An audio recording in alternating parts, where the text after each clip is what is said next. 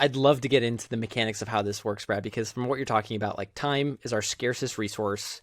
And in fact, time wasted or time spent badly can have a negative impact on our energy and our ability to contribute. And on top of that, like more from a quantitative perspective, bad meetings or bad use of time has a expensive cost to companies.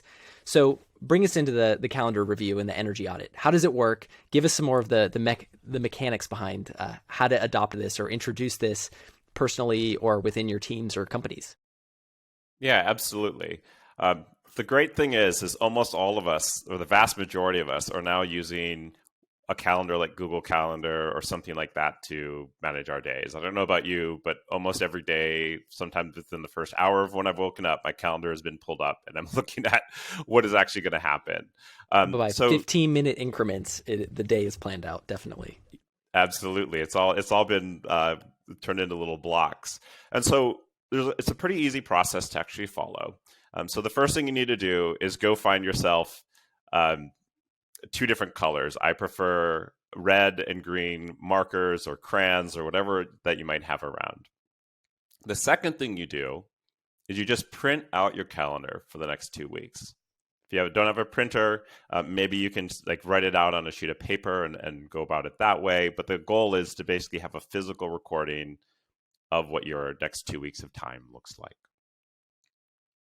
From there, now you get to use your colors. So you just get to say for every single block of time that's on your calendar, when you exit that meeting, does your energy go up or does it go down? If it goes up, great, make it green. If it goes down, make it red. It's a pretty simple process. Usually you can just do a quick check on that. You don't have to have a bunch of metrics pulled together to see if you're green or red, because you'll do this process multiple times.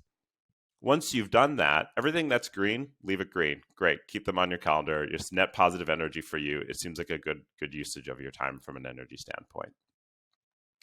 For everything that's red, you kind of have three decisions. You have three different things that you can do.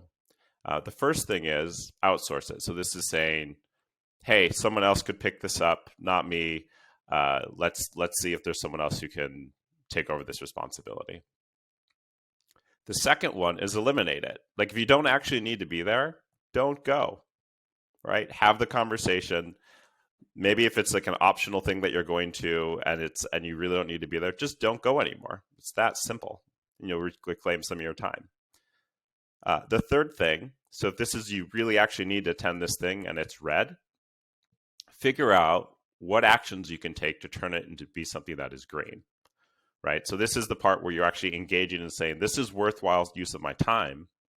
I'm losing energy when I'm doing this, but there's some concrete things that I can really do to transform how I'm allocating that time. So track those things, write them down, and then follow up and do those actions.